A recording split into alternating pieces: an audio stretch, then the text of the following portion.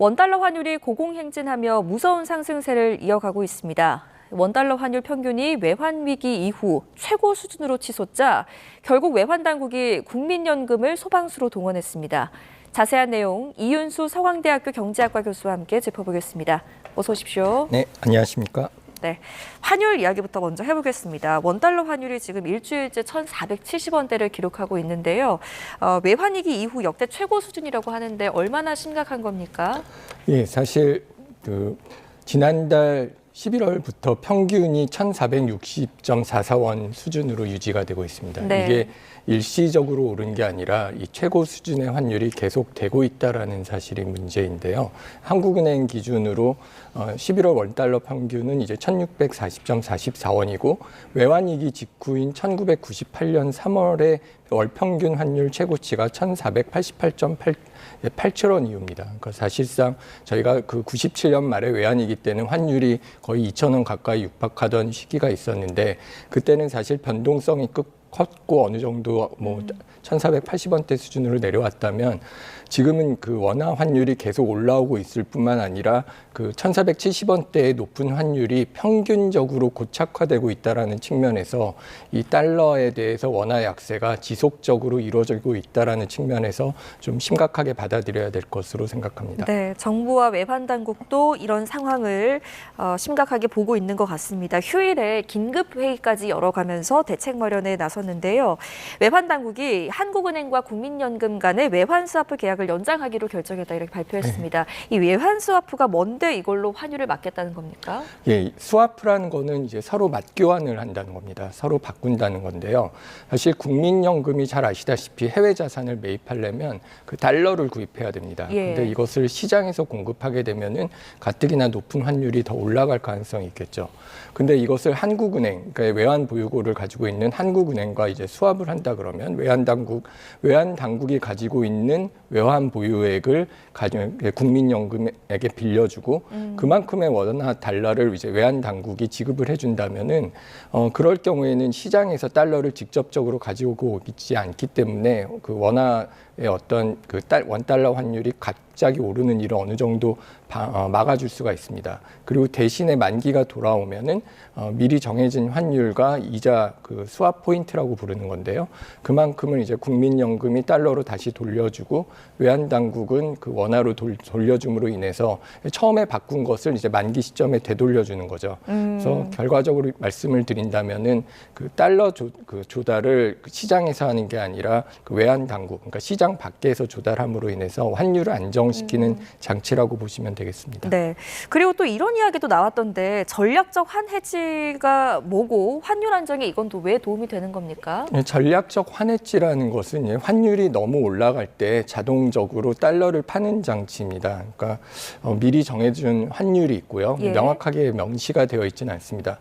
이게 그 보유 중인 달러가 어떤 환율 기준을 넘어서면 그 일부를 시장에다 내다 팔도록 설계된 규칙입니다. 이거는 환율이 안정적일 때는 굳이 국민연금이 해외 주식 채권을 파는 일을 하지 않고 그대로 보유함으로써 환율에 개입하지 않지만 환율이 기준선을 넘어서면 미리 정한 규칙에 따라 보유한 달러 표시 해외 자산을 일정 비율까지 매도할 수 있다고 되어 있습니다. 현재 네. 아마 10% 정도까지 매도할 수 있는 걸로 되어 있는데요.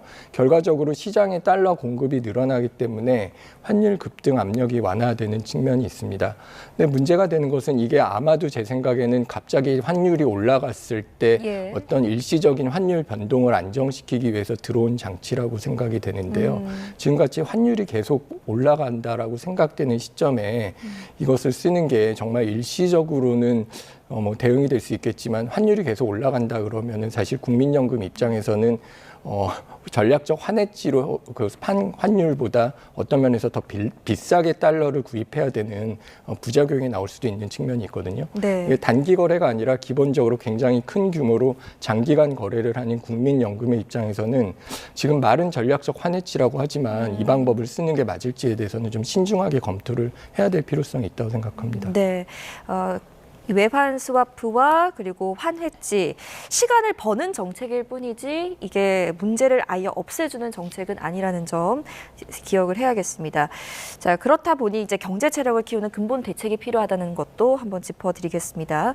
다음 이슈로 넘어가서요. 부동산 문제 짚어볼 텐데요. 집을 사는데 문제는 퇴직연금까지 깨서 집을 사는 사람들이 최고로 늘었다고 합니다. 왜 이렇게 많아졌나요? 사실 퇴직연금이라는 게 우리나라뿐만 아니라 미국에서도 우리나라는 좀 집을 그 퇴직연금을 깨야 된다라는 조건이 있는 것 같은데 일부 정도 자금 조달을 하는 경우들은 있습니다. 근데 예를 들면 이제 저축의 방법으로 퇴직연금을 택하고 이제 집을 살 시점에 특히 젊은 세대들은 그걸 이용해서 중도 인출을 해서 집을 사는 건데요. 문제는 이 중도 인출을 하는 비중이 굉장히 높아졌을 뿐만 아니라 이 중도 인출의 목적이 주택 구입이라는 거죠. 이게 사실상 우리나라가 금융자산보다 부동산 자산에 집중되어 있는 게 문제인데 어느 정도 퇴직연금이라는 유동성 또는 그리고 그 주식이라는 어떤 다른 상품을 통해서 투자이익을 확보해야 될 시점에 부동산에 이제 소위 말하는 몰빵을 해야 된다라는 점이 이제 문제로 지적이 될 수 있는데요. 근데 사실 부동산이라는 게 굉장히 가격이 올라갔고요. 그리고 생각해 보시면 지금까지 최근에 나온 대책들이 특히 소득이 많은 젊은 세대를 중심으로 대출을 다 막지 않았습니까? 그러니까 대출을 막아놓은 상황에서 그 집을 사기 위해서는 이제 어쩔 수 없이 택할 수밖에 없는 방법이라는 점에서 뭐 할 수는 없지만 이게 그 심각한 문제라고 받아들여야 될 것 같습니다. 네, 집을 사기 위해서 노후 자금까지 쓰는 네. 다소 위험한 선택이 늘고 있다는 건데 그도 그럴 것이 대출 문턱이 방금 말씀해 주신 것처럼 더욱더 높아지고 있습니다. 주담대 변동금리 기준이 되는 코픽스가 3년 만에 가장 큰 폭으로 올랐다고 하는데 대출 금리가 얼마나 더 부담스러워진 건가요? 사실 지금 이제 앞으로 대출 금리가 오르는 것에 대해서도 저희가 고민을 해봐야 되지만 예를 들면 코픽스가 최근에 한 2.5% 수준을 유지하다가 0.25% 정도 올라서 0.81%까지 올라와 있는데요.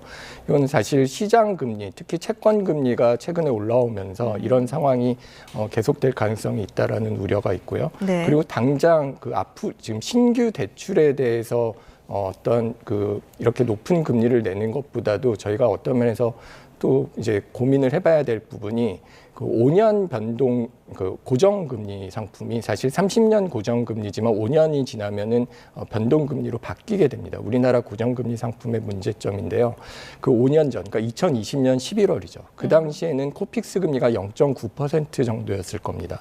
기억해 보시면 코로나 이후에 어떤 대대적인 유동성 확장을 피면서 금리가 굉장히 낮아졌던 시기인데요. 문제는 그 당시에 집을 사셨던 분들도 되게 많죠.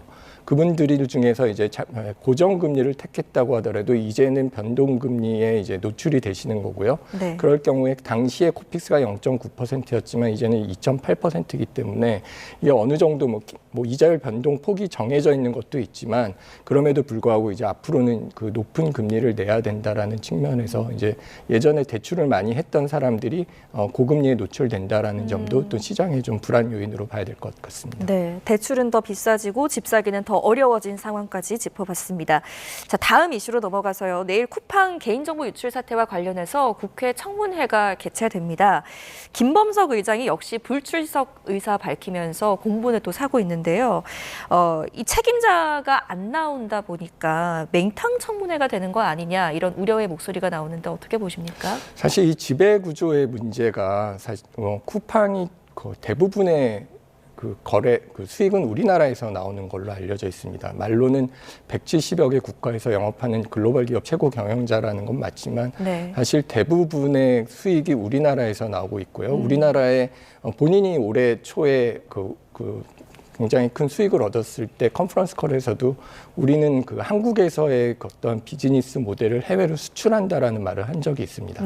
그런데 지금 우리나라에서 어떤 면에서는 굉장히 중요한 문제가 생겼는데 이런 것을 해외에 수출할 생각을 하지는 않을 것 같은데요.